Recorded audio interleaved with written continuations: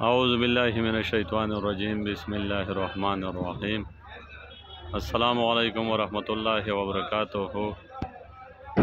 सब दोस्तों का बहुत बहुत शुक्रिया, जो भाई देख रहे सुन रहे उनका बहुत बहुत शुक्रिया।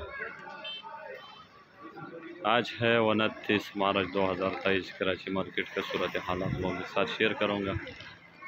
तो मार्केट में आज प्याज भी काफ़ी ज़्यादा थे और आलू भी कल से तकरीबन कोई 20-25 गाड़ी ज़्यादा थे।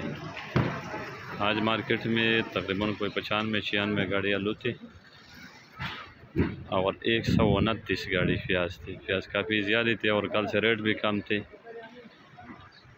मार्केट आलू से तकरीबन काफ़ी खाली नज़र आ रहे। ये वीडियो में एंड टाइम पे बना रहा हूँ।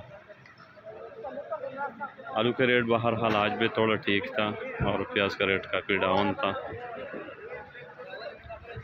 प्याज आज 2000 से बिका 2400-2500 रुपये तक आज बिका। 2000 से लेकर 2400-2500 रुपये तक आज मंडी चला। लोडिंग वाला भी उठा रहे काफ़ी, लेकिन आते बहुत ज़्यादा, क्योंकि आज 129 गाड़ी बहुत बड़ी बात है। कल मार्केट काफ़ी साफ़ हुआ था, लेकिन आज तो उम्मीद नहीं था कि इतनी गाड़ी प्याज आएगा, लेकिन बहरहाल अल्लाह बेहतर जानते हैं। आज 129 गाड़ी आए तो उस वजह से रेट मज़ीद डाउन हो गया।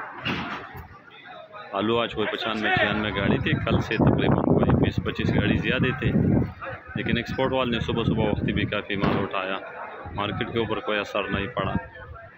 मोजिका सेंटा मोजिका भी 1500 का बिका और सेंटा 16, 15.5, 16.5 का सेंटा बिका। यानी कि 1500 का आम जो मोजिके का रेट था वो 1500 रुपये था और सेंटा बिका 15.5, 16, 16.5।